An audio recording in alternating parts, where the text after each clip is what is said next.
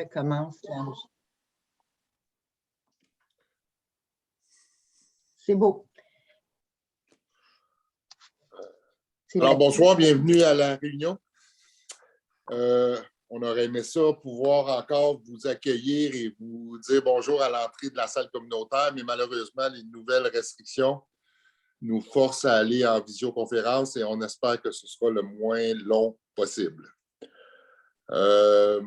Comme on est en visioconférence, il y a des choses où on est obligé de lire. Alors, ça sera différent, mais on va essayer que ça se passe pour le mieux. Alors, on va débuter tout de suite. Alors, Qui est la première personne? Parfait, merci, M. Salera. Donc, je commence Canada, province du Québec, MRC des Laurentides, municipalité de la Minerve. À une séance ordinaire du Conseil de la municipalité de la Minerve tenue le 17e jour du mois de janvier 2022 à 19 h par voie de visioconférence, le tout conformément aux dispositions du Code municipal de la province de Québec. Sont présents à cette visioconférence Mesdames les conseillères Céline Dufour, Mathilde Péloquin-Guay, Ève Darmanin et Darling Tremblay, et Messieurs les conseillers Mathieu Séguin et Marc D. Goldman, formant quorum du Conseil de la municipalité de la Minerve et siégeant tous sous la présidence de M. le maire Johnny Salera. Chacune de ces personnes s'étant identifiée individuellement. Assiste également à la séance par voie de visioconférence la directrice générale et secrétaire trésorière, Mme Suzanne Soriol, ainsi que tous les citoyens intéressés ayant demandé l'accès à la visioconférence. 2022.01, 1.1, mesure spéciale pour la tenue de la séance du Conseil par visioconférence. Considérant le décret numéro 177-2020 du 13 mars 2020, qui a déclaré l'état d'urgence sanitaire sur tout le territoire québécois pour une période initiale de 10 jours.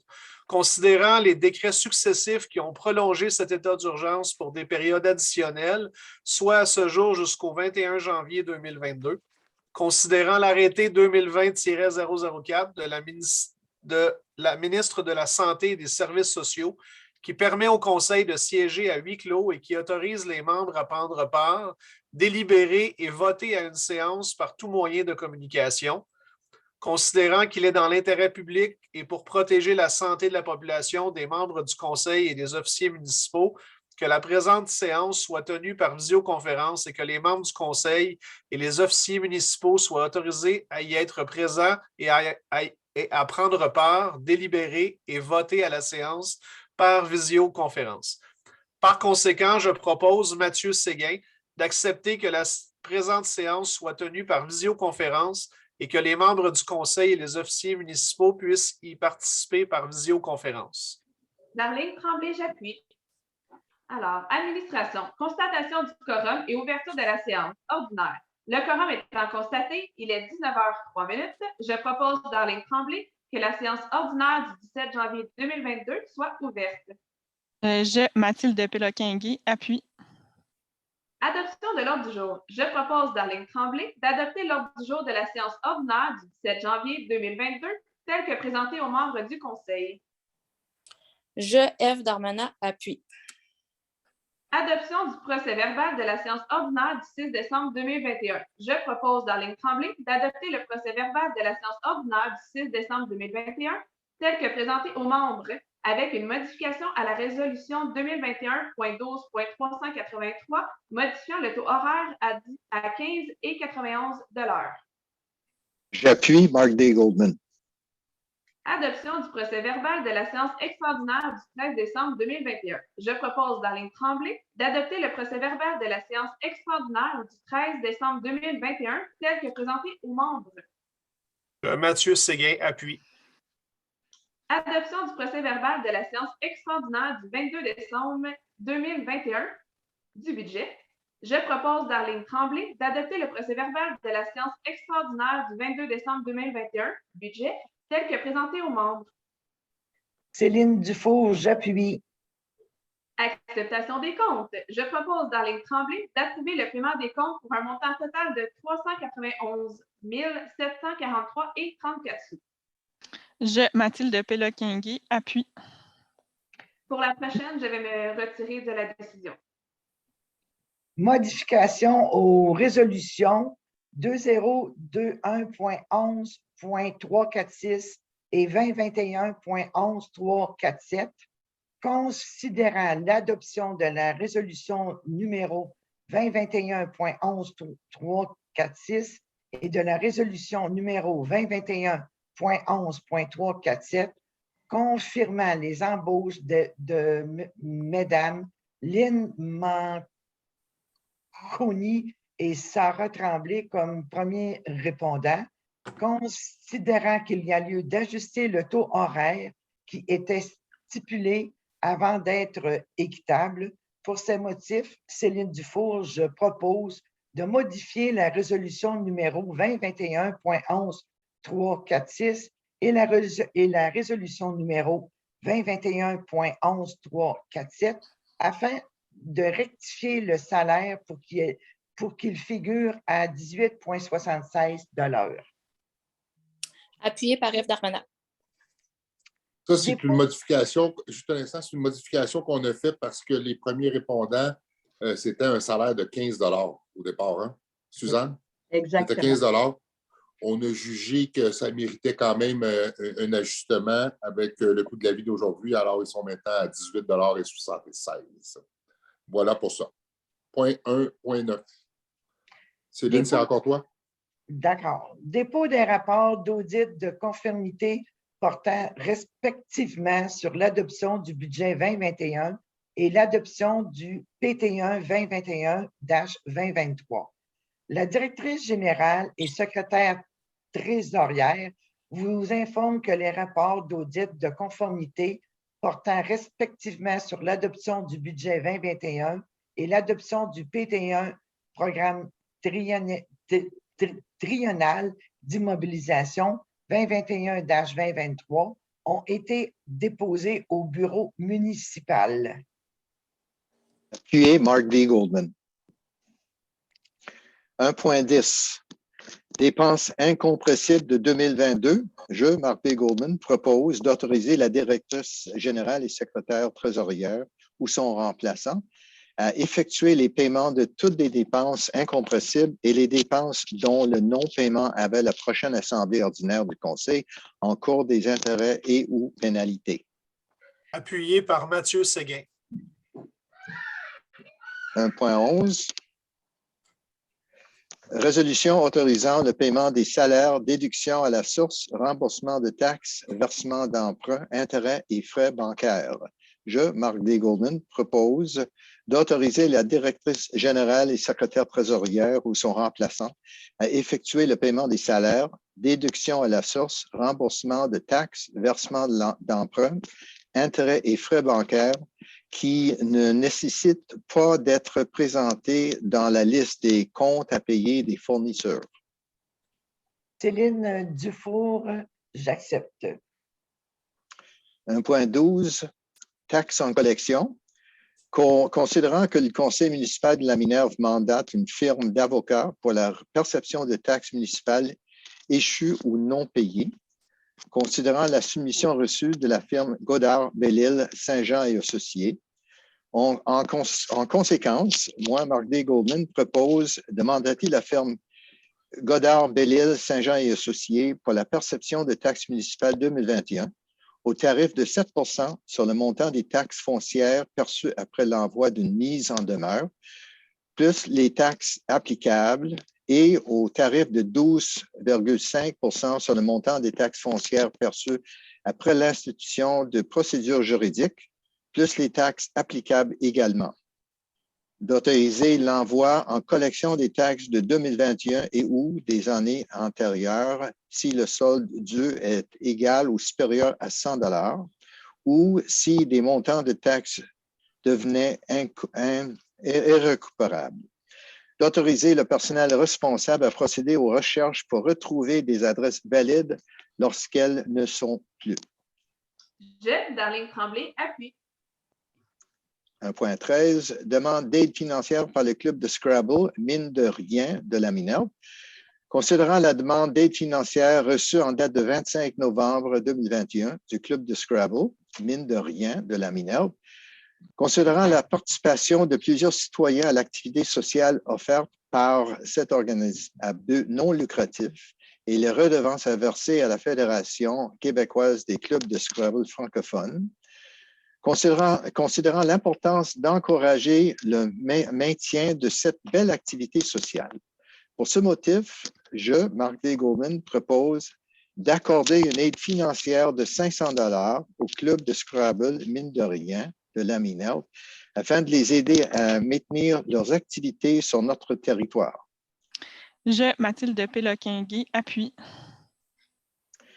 1.14, mandat de la firme Dupré-Bédard-Genel Incorporée pour régulariser la portion de chemin des Pionniers et ont dû être remises à la famille Durand. Considérant une suite à l'adoption de la résolution 2021.08.281, la firme Dupré-Bédard-Genel Incorporée a procédé à la signature d'un acte notarié afin de rectifier et régulariser l'absence d'acte notarié qui aurait dû figurer au registre foncier, conformément à une résolution du conseil municipal datant de 1964, relativement au lot numéro 17, rang 6 au canton de la Minerve, maintenant connu comme étant le lot numéro 5365070, suite à la réforme cadastrale et qui était une portion de l'ancien chemin des Pionniers. Considérant qu'à la signature de l'acte notarié, une erreur s'est glissée et le chemin Isaac-Grégoire a également été inclus avec la portion de l'ancien chemin des Pionniers. Considérant qu'il y a lieu de faire rectifier la situation afin que seule la petite portion de l'ancien chemin des Pionniers soit rétrocédée, pour ce motif, je, Mark D. Goldman, propose de mandater la firme Dupré-Bédard-Genel Incorporée pour procéder à la préparation du contrat notarié nécessaire afin de rectifier cette situation dans les meilleurs délais possibles et ainsi donner plein effet à la présente résolution et à la précédente portant le numéro 2021.08.281, d'autoriser la direction générale ainsi que le maire ou son remplaçant à signer tout document nécessaire afin de donner plein effet à la présente résolution. J'appuie F. Darmanin. Et je termine avec 1.15, renouvellement du contrat de service avec le Centre Canin, le refuge, pour le service de fourrière pour l'année 2022, c'est bien ça? Considérant l'offre présentée par le Centre Canin, le refuge, le 10 janvier 2022 pour l'année 2022, en conséquence, je, Mark D. Goldman, propose d'accepter l'offre présentée par le Centre Canin, le refuge pour l'année 2022 au coût de 1 650 $ plus les taxes applicables pour le forfait du service de base. D'autoriser la direction générale à signer le renouvellement du contrat de fourrière avec le Centre Canin, le refuge, pour l'année 2022. C'est bien ça. Appuyé par Mathieu Séguin. Est-ce qu'il y a d'autres informations se rapportant à l'administration? Il n'y en a pas. Merci, Marc, de travailler fort et c'était très bien. Sécurité publique. Alors, au niveau de la sécurité publique, il y a seulement le rapport des appels de premiers répondants qu'on a reçus pour la période couvrant jusqu'à aujourd'hui. Donc, c'est simplement pour partager qu'on a reçu que les premiers répondants ont répondu à 41 appels de jour, 21 appels de soir, ainsi que 8 appels de nuit. Donc, un gros merci à l'équipe. D'accord. Il n'y a pas d'autres informations se rapportant à la sécurité publique, Mathieu? Non, merci. D'accord. Transport. Alors, 3.1. Démission de M. Simon Prévost au poste de directeur du service des travaux publics. Considérant la lettre de démission reçue de M. Simon Prévost au poste de directeur du service des travaux publics datée du 22 décembre 2021, pour ce motif, je propose F. Darmanin d'accepter la démission de M. Simon Prévost au poste de directeur du service des travaux publics et de le remercier pour ses années de service à la municipalité, d'autoriser la direction générale à procéder à l'affichage du poste dans les meilleurs délais. Ce qui est déjà fait, comme certains ont pu le constater, ça a apparu dans l'Info du Nord et ça apparaît aussi sur 2 autres sites de municipalités. On espère qu'on aura des candidatures de choix et de qualité. Et Et on espère qu'on pourra combler le poste rapidement parce que c'est quand même un poste névralgique. Il faut que ça soit appuyé. Céline Dufour, appuie. Merci. 3.2. Démission de M. Simon Jorgue au poste de chauffeur. Considérant le courriel reçu de M. Simon Jorgue est daté du 21 décembre 2021 annonçant sa démission au poste de chauffeur effective au 26 décembre dernier. Pour ce motif, je propose, Ève Darmanin, d'accepter la démission de M. Simon Jorgue au poste de chauffeur au service des travaux publics et de le remercier pour ses services. Darlene Tremblay, appuie. Alors, c'est tout pour le transport. 4.2, projet de règlement numéro 699 sur la tarification des services de la collecte de matières résiduelles.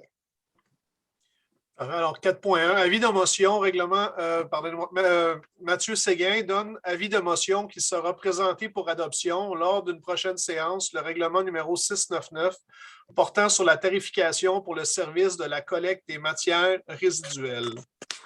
Alors, le 4.2, le projet de règlement numéro 699 portant sur la tarification pour le service de la collecte des matières résiduelles, considérant que l'article 244.1 de la loi sur la fiscalité municipale stipule qu'une municipalité locale peut, par règlement, prévoir que tout ou partie de ses biens, services ou activités soit financé au moyen d'un mode de tarification. Considérant qu'une modification du tarif de compensation pour le service des ordures à compter de l'année 2022 serait appropriée, considérant qu'un avis de motion du présent règlement a donné à la séance ordinaire du Conseil municipal tenue le 17 janvier 2022, considérant que les membres du Conseil déclarent avoir reçu et lu le projet de règlement dans les délais prévus par la loi et demandent que celui-ci soit dispensé de lecture. En conséquence, je propose, Mathieu Séguin, d'adopter le projet de règlement numéro 699 portant sur la tarification pour le service de la collecte des matières résiduelles dans la municipalité. Appuyé par Mathilde Péloquin-Guy. Pour résumer ça, ça avait été annoncé lors du dernier budget. C'est qu'avec avec des montants qu'on a reçus suite à de la récup au lieu de l'envoyer en enfouissement, on a reçu des montants d'argent qu'on peut réutiliser dans le même secteur et ça nous a permis de baisser le tarif des maisons, non pas des commerces, mais des maisons de 14 $.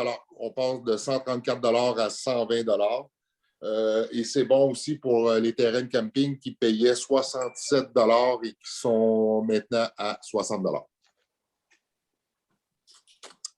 Parfait. Alors, 4.3, autorisation de signature du bail hydrique sur une partie du lot du lac à la Truite située en face d'une partie des lots 526-5052 et 526-5055. Considérant le dépôt par le ministre de l'Environnement et de la lutte contre les changements climatiques d'un bail hydrique à intervenir avec la municipalité relativement à une partie du lit du lac à la Truite située en face d'une partie des lots 526-5052 et 526-5055 du cadastre du Québec, d'une superficie approximative de 156,10 mètres carrés et dont la propriété riveraine est située sur le chemin Séguin, bail portant le numéro 2021-103. Considérant que ce bail a pour objet de maintenir à des fins non lucratives publiques la construction du pont situé à cet endroit, considérant que ce bail est consenti pour une durée d'1 an à compter du 1er novembre 2021 et qu'il sera ainsi reconduit d'année en année aux mêmes conditions, à moins d'avis contraire, considérant que le dit bail est consenti moyennant un loyer annuel de 70 $, exigible en entier à la signature du bail et le jour de son renouvellement. Pour ce motif, je, Mathieu Séguin, propose d'autoriser la direction générale à signer pour et au nom de la municipalité le dit bail hydrique numéro 2021-103 consenti par le ministre de l'Environnement et de la lutte contre les changements climatiques en faveur de la municipalité de la Minerve relativement à une partie du lit du lac à la Truite située en face d'une partie des lots 526-5052 et 526-5055 du cadastre du Québec et dont la propriété riveraine est située sur le chemin Séguin à la Minerve. appuyé par Ève Darmanin. Merci. 4.4, autorisation de signature du bail hydrique sur une partie du lot du lac à la truite situé en face d'une partie des lots 573, 3637 et 601, 1556. Considérant le dépôt par le ministre de l'Environnement et de la lutte contre les changements climatiques d'un bail hydrique et à intervenir avec la municipalité relativement à une partie du lit du lac à la truite situé en face d'une partie des lots 573, 3637 et 601, 1556 du cadastre du Québec, d'une superficie approximative de 213,70 mètres carrés et dont la propriété riveraine est située sur le chemin Séguin, bail portant le numéro 2021-104. Considérant que ce bail a pour objet de maintenir à des fins non lucratives publiques la construction du pont situé à cet endroit, considérant que ce bail est consenti pour une durée d'1 an, et ce à compter du 1er novembre 2021, et qu'il sera ainsi reconduit d'année en année aux mêmes conditions, à moins d'avis contraire, écrit. Considérant que le dit bail est consenti moyennant un loyer annuel de 70 $ exigible en entier à la signature du bail et le jour de son renouvellement. Pour ce motif, Mathieu Séguin, propose d'autoriser la direction générale à signer pour et au nom de la municipalité le dit bail hydrique numéro 2021-104 consenti par le ministre de l'Environnement et de la lutte contre les changements climatiques en faveur de la municipalité de la Minerve relativement à une partie du lit du lac à la truite situé en face d'une partie des lots 573, 3637 et 601, 1556 du cadastre du Québec et dont la propriété riveraine est située sur le chemin Séguin à la Minerve. Payé par Mark D. Goldman. Juste pour que ça soit clair pour tout le monde, ce n'est pas des gros montants qui sont en jeu, c'est 70 $ par année. C'est que la municipalité est propriétaire du dessus de 2 ponts qui sont sur le chemin Séguin en s'en allant au lac à la truite. Et à toutes les années, on doit renouveler le bail avec le ministère de l'Environnement. D'accord. 4.5. 4.5. Alors, achat d'un logiciel pour la gestion du lavage des embarcations et des accès au lac. Considérant l'adoption du règlement numéro 687 relatif à la conservation des lacs de la Minerve et obligeant le lavage des embarcations, considérant qu'il y a lieu de faciliter la gestion du lavage des embarcations et des accès au lac, considérant la soumission reçue de M.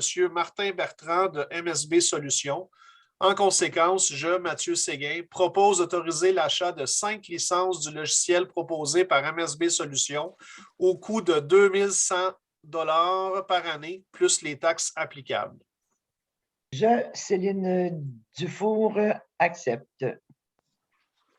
Ce monsieur est arrivé, il nous a proposé un logiciel qui devrait, selon nous, régler beaucoup, qui devrait nous sauver beaucoup de temps parce que l'information va être là en permanence. On va être capable de voir les gens si on fait laver leur bateau. On va être capable d'avoir accès à leur vignette.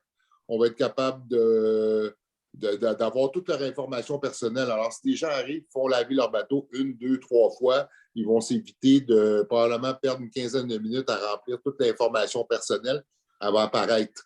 Alors, on pense que ça va être un bon moyen de pouvoir éviter que ces gens-là prennent beaucoup de temps, mais aussi de contrôler. On va être capable d'être en mesure aussi de savoir où sont les clés pour les descentes. Parfois, on court après les clés pour les descentes de bateau. Toutes ces informations-là devraient se retrouver dans le logiciel. Et on trouvait qu'au prix où ils nous chargeaient, ça valait la peine de prendre la chance puis d'y aller. On est confiant que ça devrait bien marcher. Est-ce qu'il y a d'autres informations se rapportant à l'hygiène du milieu? Non, je vous remercie. D'accord. Urbanisme et mise en valeur du territoire. 5.1, dépôt d'un projet intégré d'habitation, adresse Chemin du Sault, lot 5573769, matricule 9021-40-7114. Considérant le dépôt du plan image d'un projet intégré d'habitation sur le chemin du Sault, connu et désigné comme étant le lot numéro 5573769 au cadastre du Québec, considérant les recommandations du comité consultatif en urbanisme, Mathilde Péloquingui, propose d'accepter le projet intégré d'habitation déposé par Excavations du Nord RG Inc. sur le chemin du Sault et plus particulièrement sur l'emplacement connu et désigné comme étant le lot numéro 5573769 au cadastre du Québec aux conditions suivantes. Le demandeur devra déposer les actes de copropriété à la municipalité. En matière d'environnement, le demandeur devra déposer un plan et rapport préparé par un biologiste, incluant un calendrier de réalisation pour la gestion des eaux de ruissellement avec plan de drainage pour la diminution de sédimentation aux lacs, cours d'eau et milieux humides.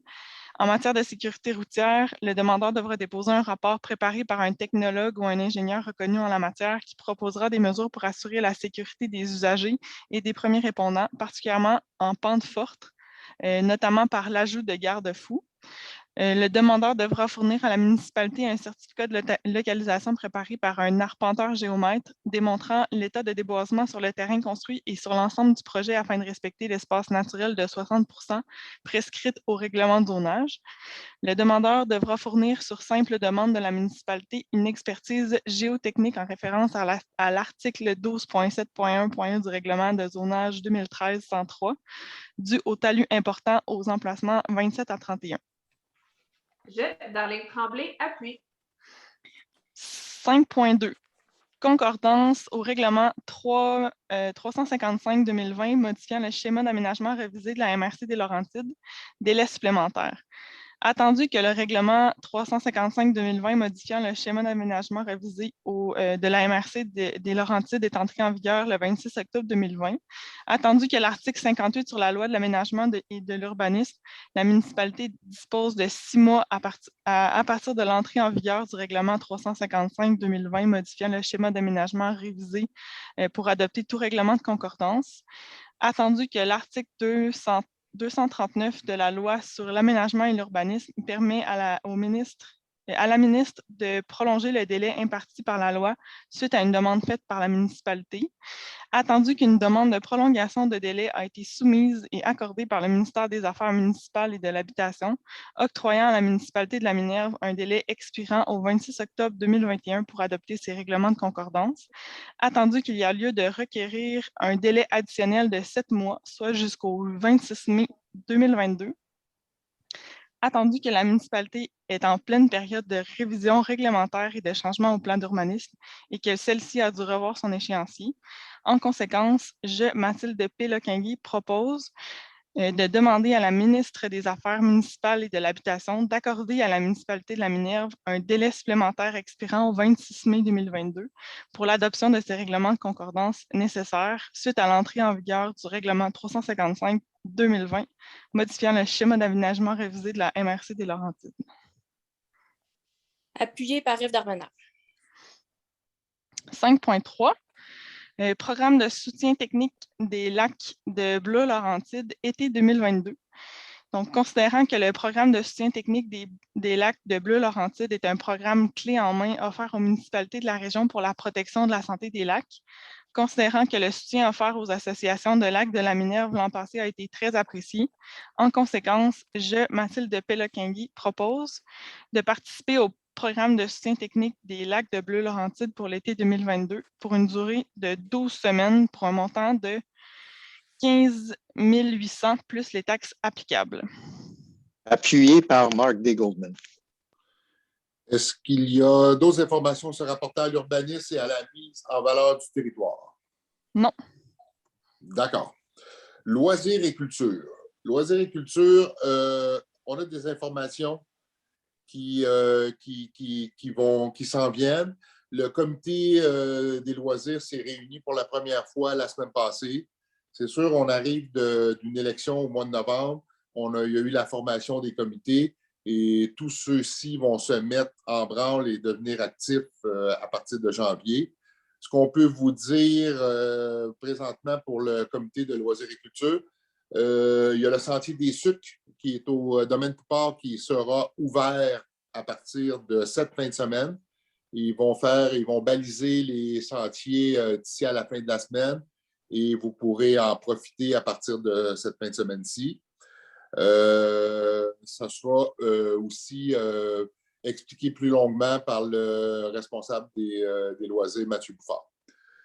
La semaine de relâche, il y a un comité qui est en train de se pencher pour monter différentes activités pour la semaine de relâche. J'ai une amie à moi qui a envoyé cette vidéo-là à sa sœur qui est professeure en France. Et ça commence à faire le tour là-bas. Et tous les professeurs ont dit, on n'osera jamais faire ça dans notre classe. Mais combien de professeurs? Ça vient de où, ça? Je crois que on a quelqu'un qui vient de rentrer qui s'appelle Daniel. Oui. Est-ce que c'est vous qu'on entendait parler, monsieur, sur quelque chose qui se passe en France? Non, c'est la télévision. OK, peut-être qu'il a mis le volet. Mets-toi sur mute, Daniel.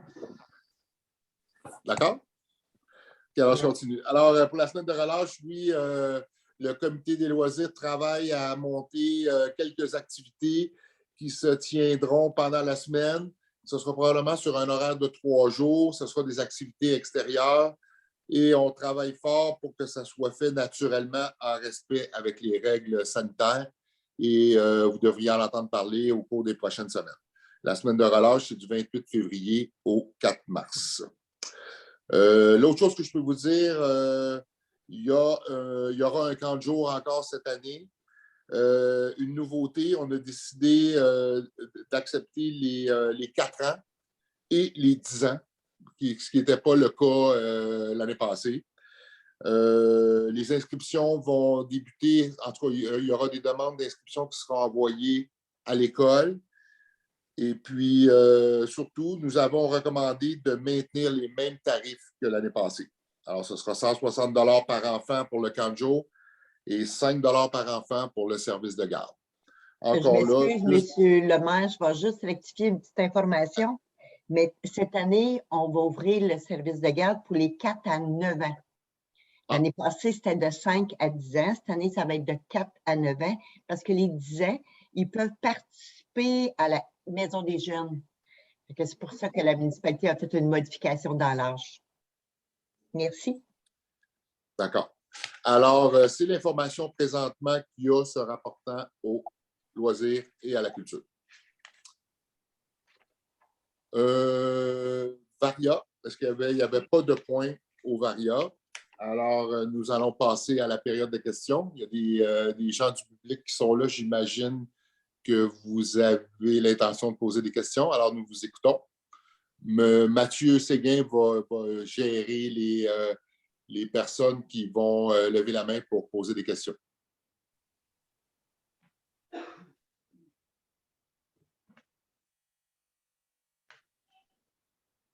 Il n'y a personne qui a l'intention de poser une question? Je pense que Richard Bernier s'est levé la main, mais avec sa main.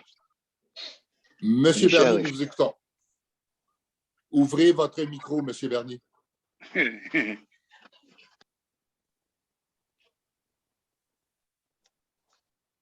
Excellent. Monsieur Bernier, bonsoir. Bonsoir. Ça m'a pris du temps avant de vous rejoindre, mais finalement, je vous ai rejoint sur la tablette de ma conjointe. Ma question est la suivante, ça concerne les Airbnb. Oui.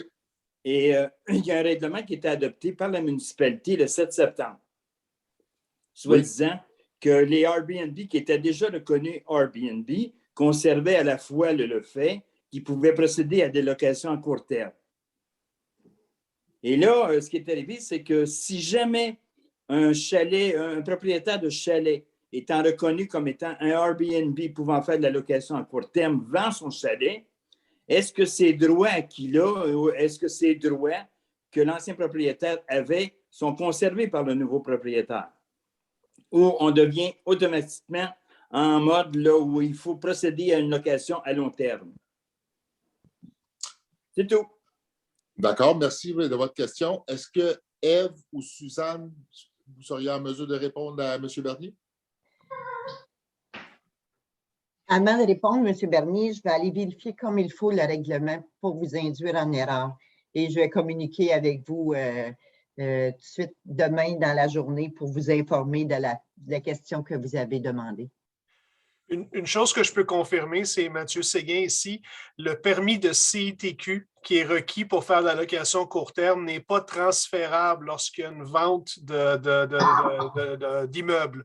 Donc, le nouveau propriétaire doit réappliquer pour faire une demande de CITQ et la CITQ va demander à la municipalité d'accepter puis d'émettre le certificat de conformité. Fait que je vais laisser Mme Soriol vérifier par rapport au règlement, mais moi, je peux vous confirmer qu'au niveau de la CITQ, ce qui est requis pour faire de la location court terme, ce n'est pas transférable lorsque l'habitation est vendue à un nouveau propriétaire.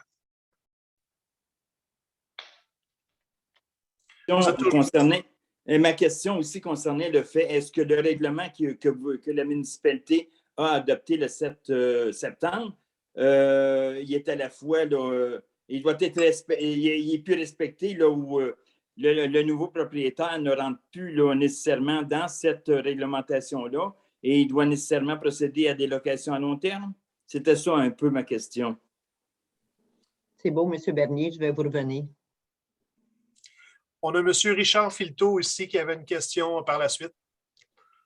M. Filteau, on vous écoute? Oui, ben écoute, ça ressemble beaucoup à ce que M. Bernier a demandé. Moi, la seule chose il y a deux choses en fait. J'aimerais savoir s'il y a eu une décision qui a été rendue, parce qu'il me semble que je ne l'ai pas entendue, concernant le 128 chemin des Prés, justement avec une décision pour une dérogation qui faisait foi de vouloir faire un Airbnb, il y avait besoin de déplacer ou la maison ou quoi que ce soit, puis on n'a pas entendu parler ce soir. Et mon deuxième point par rapport justement à la vente des Airbnb, moi, je vais peut-être plus poser la question à Ève, là, qui est pas mal au courant des situations. Moi, en arrière de chez moi, là, j'ai un Airbnb qui en ce moment il est à vendre. Puis la problématique, c'est qu'ils rencontrent en ce moment ils ont 90 000 pieds de terrain. Donc, ils ont la bonne superficie pour avoir le droit d'avoir un Airbnb. Sauf que le terrain est divisé en deux. Leur accès au bord de l'eau, qui se trouve être entre moi et mon voisin Jean-Pierre, ben, ils ont juste 15 pieds. Fait qu'imaginez-vous quand ils sont 30 au bord de l'eau à côté de chez nous, dans leurs 15 pieds, qui passent la journée, tout l'été au bord de l'eau, semaine après semaine, c'est jamais les mêmes. On doit se battre avec tous les gens qui repassent, qui essaient d'embarquer des embarcations sur le lac, qui ne suivent pas les règlements. Je suis pas mal tanné de jouer à la police avec ça. J'aime bien mon lac, puis je veux le conserver comme ça, mais je veux juste savoir par rapport là, aux 15 pieds de droit d'accès au bord de l'eau, me semble que c'est dur un petit peu pour nous, les voisins, là, qui doivent dealer avec ça toutes les semaines. Oui, bien, je comprends, Richard, ton désarroi face à ça. Ce que je peux te dire, c'est qu'à chaque demande pour faire de la location court terme, ça doit respecter les 10 critères qui sont dans le nouveau règlement qu'on a adopté. Donc, ça, tu peux être certain qu'Amélie ou Mélissa ou Sandrine vont passer. Ils passent du premier jusqu'au 10e. Aussitôt qu'il y en a un qui n'est pas respecté, la demande va être refusée. Fait que ça, je peux te dire ça. Donc, si ça, la norme, le 15 mètres, tout ça, ça ne respecte pas, ça va être refusé. Ce que je pourrais rajouter, c'est que moi, c'est une discussion qu'on va avoir, mais j'entends beaucoup malgré le règlement qui a été appliqué, j'entends beaucoup de gens qui sont mécontents. Je vois encore des problèmes qui persistent. Ça demande un temps énorme de gérer cette réglementation en 10 points, du temps qu'on n'a pas tout le temps parce qu'on a pas mal d'autres choses à régler en urbanisme et en environnement. Fait que moi, je peux juste te dire que ce dossier-là, il n'est pas terminé dans ma tête. Monsieur Filteau, j'aimerais juste poser une question. Pourquoi est-ce que vous êtes arrivé avec un chiffre, 30 personnes? Pourquoi 30? Il y a déjà eu, écoute, je me souviens, même Jean-Pierre à côté, là, pour pas que je dise de mensonge, Jean-Pierre est à côté de moi, monsieur le curé. On a déjà eu à un moment donné la fête du Canada. Ils ont été de l'Ontario. il était, je ne sais plus combien, je ne pouvais pas les compter, tellement qu'il y avait du monde à cet endroit-là. Écoute, c'était un party plus finir, là. Puis, pas le propriétaire qui a le Airbnb en ce moment, mais l'ancien propriétaire avait même rajouté des lits au sous-sol et rajouté une chambre de plus. Et en tout cas, gars, c'était pas des gens qui respectaient grand-chose. Fait que le nombre de personnes dans le chalet était devenu pas mal élevé, je dirais. Il y avait des tentes à l'extérieur, il y avait plein de choses, là. C'était plein. Sinon, M. Pito, est-ce que la réponse de Ève répond un peu à vos questions? Ou, Oui. La première question. Ce que je peux ajouter, c'est que la dame qui avait fait la demande, je ne comprends pas pourquoi c'est Suzanne qui pourrait peut-être nous le dire, parce que ça a été passé en CCU. Il me semble qu'on en a parlé. Suzanne, est-ce que tu peux me confirmer qu'on en a parlé en assemblée de ça? Vous n'avez parlé au CCU, mais ça n'a pas été réglé complètement. OK. Fait que c'est un dossier qui est encore en cours. Exactement. Okay. C'était pour le 128 Chemin des Prés, ça, parce qu'on a au conseil du 15 novembre, ça avait été passé à ce moment-là. Excusez-moi, mais la dame a fait une deuxième demande en dérogation mineure. Oui. Et c'est cette deuxième demande-là qui a passé, je pense, au CCU et dont on n'a pas la réponse. Exact. Probablement que la décision finale n'a pas été prise. C'est ça. Monsieur Filto, si vous voulez avoir plus d'informations, je vous recommanderais quand même d'appeler Amélie au service de l'urbanisme. Elle va vous faire un plaisir de vous répondre à toutes vos questions. Super important.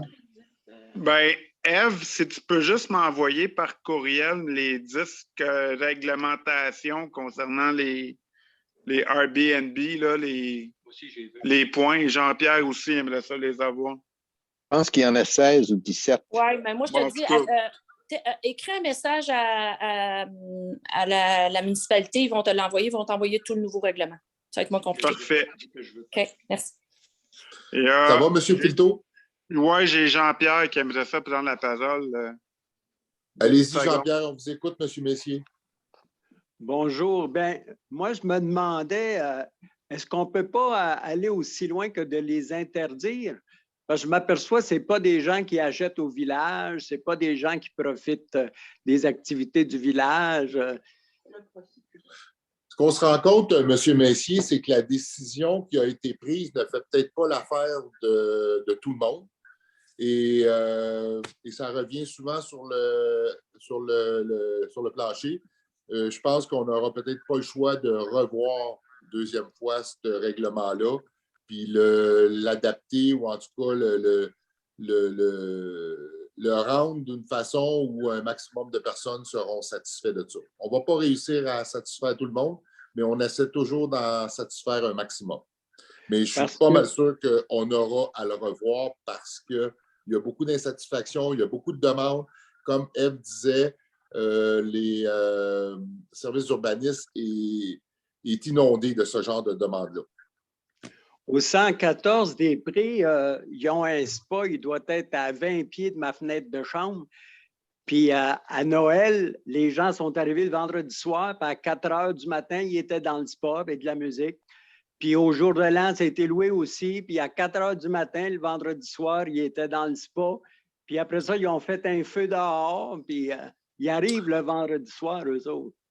Ça, M. Messier, ça fait partie des règlements de la nuisance publique. Et puis, ce n'est pas une question du règlement du Airbnb, c'est une question de savoir-vivre. Puis vous avez le droit de faire une plainte si vous pensez que les gens font du bruit à une heure qui est peut-être inappropriée.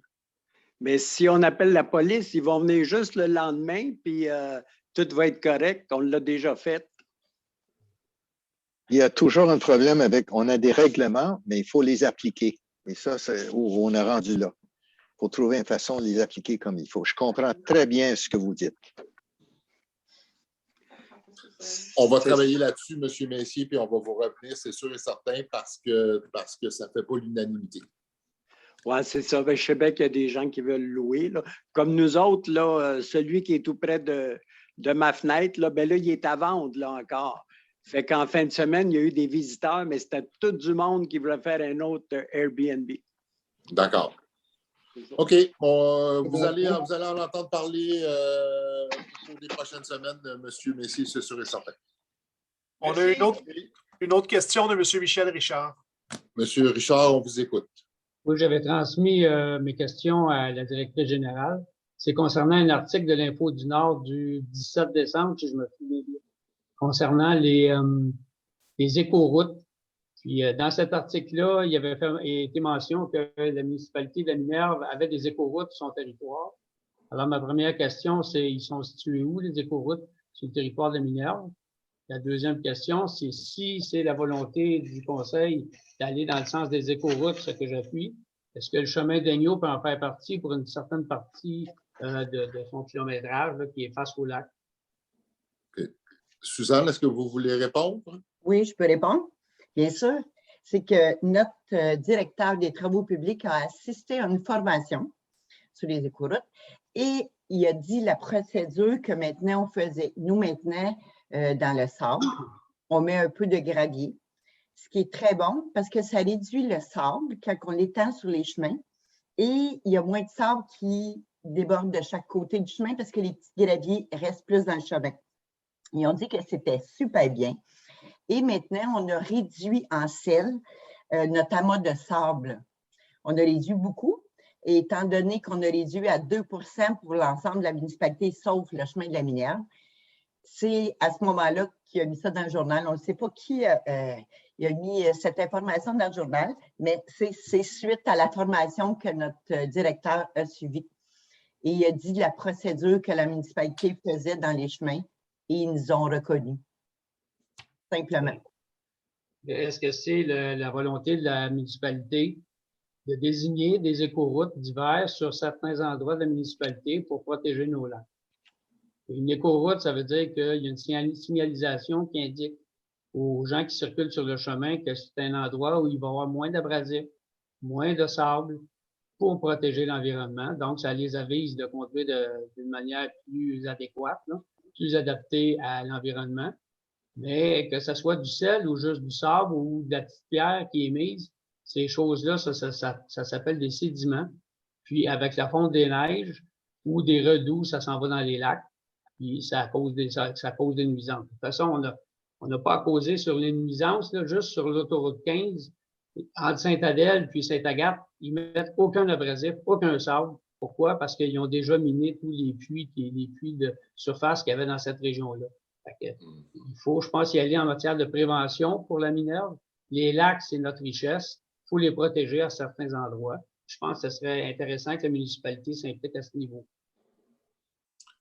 Je trouve ça intéressant, M. Richard, ce que vous apportez, mais effectivement, on n'a pas de chemins qui ont été désignés comme écoroutes officiellement. C'est vraiment l'ensemble du réseau où on a décidé d'utiliser moins d'abrasifs, moins de sel, qui nous ont comme permis en tout cas, de respecter certains critères dans les écoroutes. Suzanne, voulez-vous rajouter quelque chose? Non, c'est exactement ça. Est-ce que c'est du désir de la municipalité d'aller de l'avant avec des écoroutes à la Minerve? Quand on parle d'écoroutes, là, c'est certaines portions de route. Vous, M. Saléra, je pense que vous demeurez au lac Chapelot, vous passez par le Isaac Grégoire. Non, je passe par chemin du lac à la truite. Juste à titre d'exemple, sur le chemin d'Agneau, sur une bonne partie, il y a un ruisseau qui longe la route et qui se jette dans le lac Marie-Louise. C'est certain que lorsqu'il y a des redous, les camionneurs de la Minerve, pour déneiger, ils poussent la neige sur les côtés, donc ils la poussent dans le ruisseau, ça se retrouve dans le lac Marie-Louise. Je suis d'accord avec vous. Sur Isaac Grégoire, lorsqu'on arrive au ruisseau, juste avant la rue Duprat, il y a une pente des deux côtés. Chaque hiver, il y a facilement un camion de sédiments qui sont mis là pour protéger les citoyens, mais qui se retrouvent dans le ruisseau. À ce moment-là, si on ne peut pas s'empêcher de mettre des sédiments, on pourra au moins mettre des puits de rétention faut que les sédiments tombent là-dedans, puis ça puisse être nettoyé par la municipalité au printemps. C'est ça qu'on vise pour la protection des lacs, c'est ça que je vise. Mais je peux que vous dire qu'il va y avoir un comité de voirie sous peu et ça va être apporté à l'ordre du jour. Okay. Là, vous avisez qu'au niveau du RALM, là, c'est pour la réunion du RALM avec M. Séguin, je pense qu'il est la personne désignée, l'élu désigné pour ça. M. Séguin et Mme Dufault. Mme Dufault aussi? OK. C'est quelque chose qui va être discuté.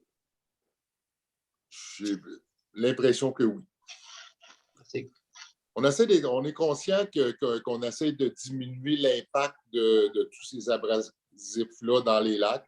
On essaie de faire pour le mieux, considérant qu'il y avait à peu près rien qui se faisait dans les dernières années, puis qu'on a au moins commencé à diminuer la quantité de sel. C'est un pas dans la bonne direction. Il y en a encore beaucoup à faire, je ne vous le cache pas. On espère un jour pouvoir être désigné comme une municipalité qui travaille très fort à faire attention à ses cours d'eau et ses lacs. Si je peux ajouter quelque chose, Amélie, c'est notre directrice en urbanisme et environnement, est très à l'affût des nouvelles techniques, puis aussi très ouverte à tout ça. Donc, je pense que c'est quelque chose qu'on va envisager. Là. C'est vraiment très intéressant. Deuxième chose, je suis allée voir sur le procès-verbal de notre assemblée du 15 novembre et la demande de dérogation pour le 128 a été refusée. Oui, c'est une deuxième demande. Solution. Hein? C'est une deuxième demande que Oui, mais c'est ça, elle a été refusée. La propriétaire a fait une deuxième demande de dérogation mineure. Et celle-ci n'est pas passée au conseil encore. C'est quand elle est venue au mois de novembre, au mois de décembre. Exact. C'est ça? Oui. Puis de toute façon, si je peux pas vous dire si ça a été accepté ou refusé, mais ce qui va lui rester comme option, c'est de déménager, de reculer la maison. Ce qu'elle va pouvoir faire, si elle fait ça, elle pourrait faire de la location. Aussi, concernant le 128, elle cherche aussi un entrepreneur présentement et elle l'a affiché sur Facebook, soi-disant, là, elle cherche à pieuter là, le beau tasse qu'ils ont sur cette propriété-là. J'imagine qu'ils ont dû demander un permis pour ça. Je vais vérifier. Demain. Ça vous va, M. Bigra? Bernier? Pardon? Oui, ça va. Et je voulais vous remercier de maintenir le programme de soutien technique là, concernant Bleu-Laurentide. C'est très, très apprécié de la part des lacs. C'est un support que j'apprécie particulièrement là, quand le jeune ou les jeunes viennent nous voir et nous supporter autant au niveau de la Mériophile qu'au niveau, là, au cours des 3 dernières années, c'était là, la mousse là, sur les roches, là, mais je me souviens plus du terme. Là. Le périphyton, c'est ça. Et aussi, là, à certaines occasions, les jeunes nous ont supportés là, dans le cadre des assemblées générales annuelles. Fait que je voulais vous remercier là, le fait de maintenir ce programme-là. Merci, monsieur. Est-ce qu'il y a d'autres personnes qui voudraient s'exprimer ou qui ont des questions? Donc, je propose lever de la séance. Merci beaucoup. Et à la prochaine. La levée, s'il vous plaît. Appuyé par Mathieu Séguin. Merci. Merci aux gens qui ont pris le temps de venir nous écouter et on espère dans un futur rapproché de se revoir en direct. Merci. Bonsoir. Bonsoir. Bonsoir.